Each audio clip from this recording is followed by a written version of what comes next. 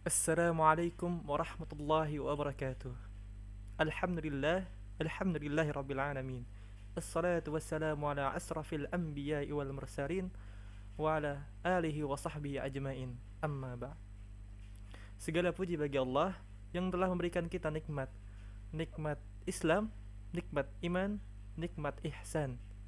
Dan tak pula juga kita haturkan salawat kepada junjungan kita Nabi besar Muhammad sallallahu alaihi wasallam, yang dimana beliau telah membimbing kita dari jalan kegelapan menuju jalan kebenaran, yang insya Allah kita semua akan menuju akhirat bersama insya Allah.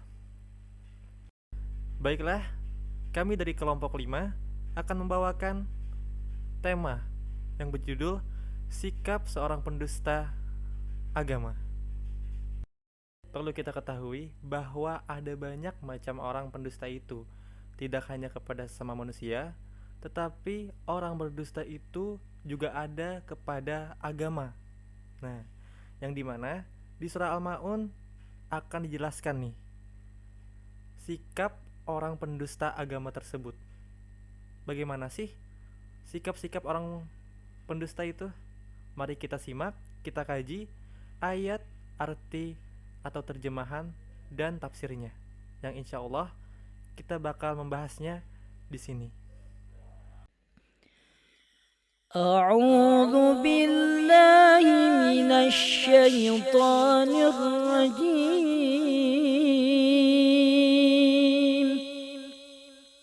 بسم الله الرحمن الرحيم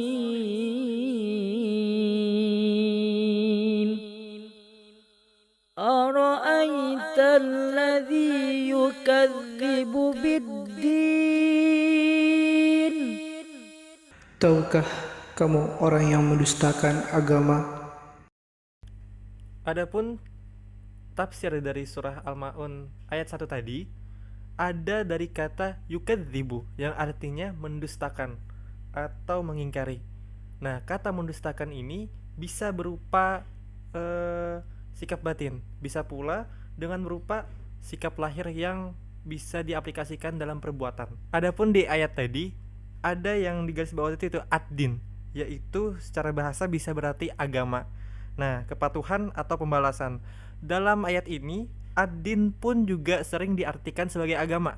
Nah, namun ia juga berarti pembalasan dalam konteks karena seringkali Al-Quran ketika menggandengkan yukadzibu dengan ad-din artinya adalah mendustakan hari pembalasan atau hari akhir, ataupun bisa dibilang hari kiamat.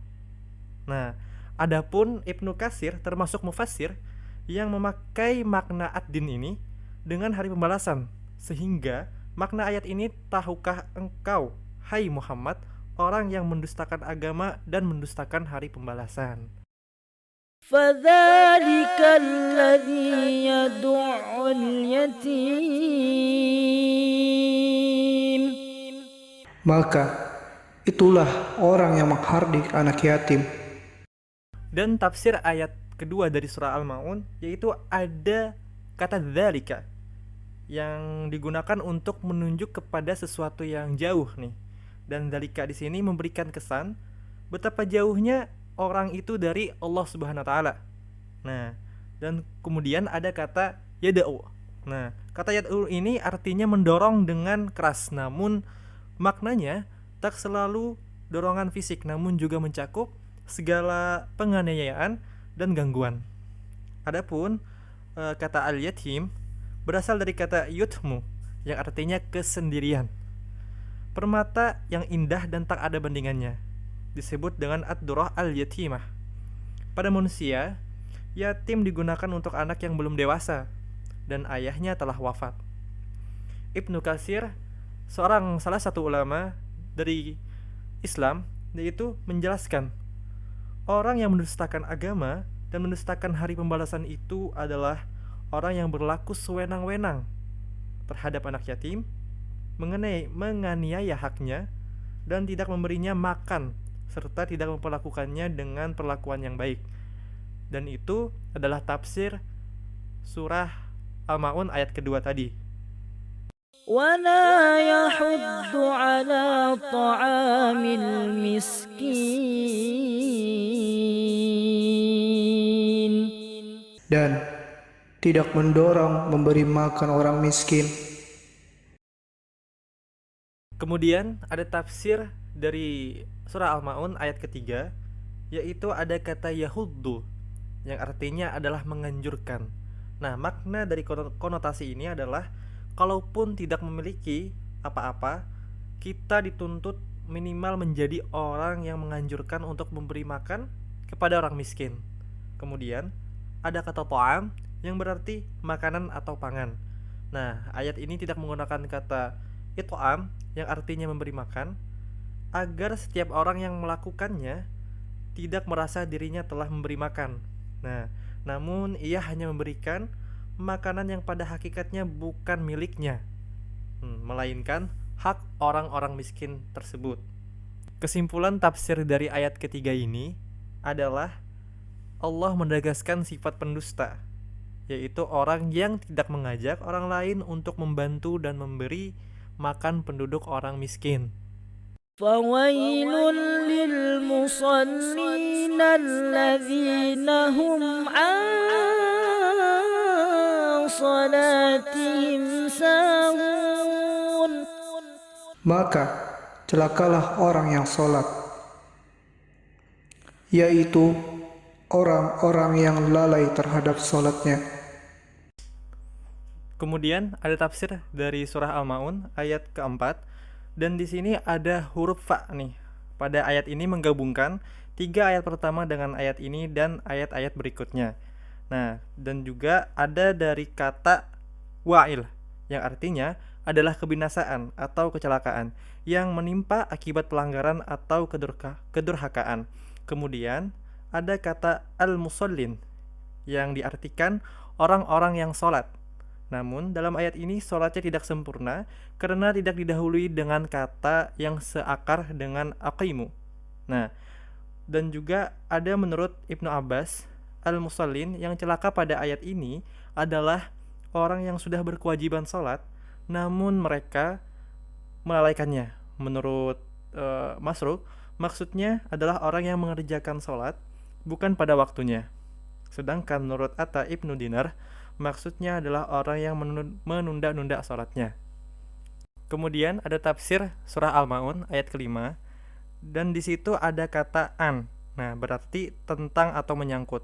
Jika ayat ini menggunakan kata fi, ia berarti kecaman terhadap orang yang lalai dalam salatnya, dalam arti tidak khusyuk.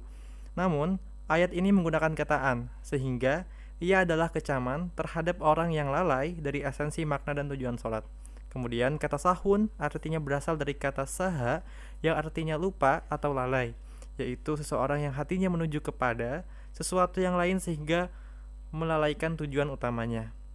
Dan ini ada tafsir dari Sayyid Qutb dalam tafsir Fi Zalil Quran, yaitu mereka mengerjakan salat tetapi tidak menegakkan salat, mereka menunaikan gerakan-gerakan salat dan mengucapkan bacaan salat, tapi hati mereka tidak hidup bersama salat dan tidak hidup dengannya. Dan juga ada dari tafsir yang lain, ruh-ruh mereka tidak menghadirkan hakikat salat dan hakikat bacaan-bacaan, doa-doa dan zikir yang ada di dalam salat. Mereka melakukan salat hanya untuk dipuji orang lain, bukan ikhlas karena Allah Ta'ala. الذين هم يراءون Yang berbuat ria. Dan dari tafsir ayat ke-6 dari surah Al-Maun, yaitu ada kata yura'un, berasal dari kata ro'a, nah yang artinya adalah melihat. Dari akar kata yang sama lahir kata ria, yaitu orang yang melakukan pekerjaan sambil melihat manusia sehingga jika tidak ada yang melihatnya, mereka tidak melakukan pekerjaan itu. Secara istilah, ria berarti melakukan suatu pekerjaan bukan karena Allah, tetapi untuk mendapatkan pujian dan popularitas. Yang paling terkena ayat ini adalah orang-orang munafik. Namun kita juga harus waspada jika ada ria dalam diri kita. ويمنعون الماعون صدق الله العظيم. dan enggan memberikan bantuan. Dan ada tafsir dari surah Al-Maun ayat ke-7. Di situ ada kata Al-Maun, berasal dari kata Alman yang artinya sedikit. Ia juga bisa berasal dari kata Maunah yang artinya bantuan dengan mengganti tak marbutoh dengan alif dan diletakkan sesudah mim. Sehingga Al-Maun adalah sedikit bantuan yang berguna. Dan ada para ulama menafsirkan mereka adalah orang-orang yang tidak beribadah kepada Allah dengan baik, juga tidak mau berbuat baik kepada sama manusia, tidak mau menolong orang lain, bahkan tidak mau meminjamkan sesuatu kepada orang lain, meskipun barang itu akan kembali dalam kondisi utuh. Mereka juga menolak zakat.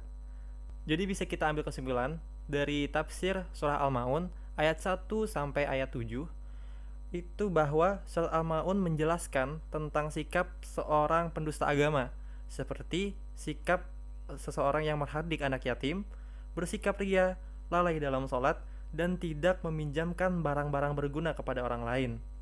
Nah, bagi teman-teman, janganlah kita bersikap seperti apa yang dijelaskan di surah Al-Maun ini. Kita jauhi sikap-sikap seperti itu. Ya, itu saja dari kami, kelompok 5. Terima kasih. Assalamualaikum warahmatullahi wabarakatuh.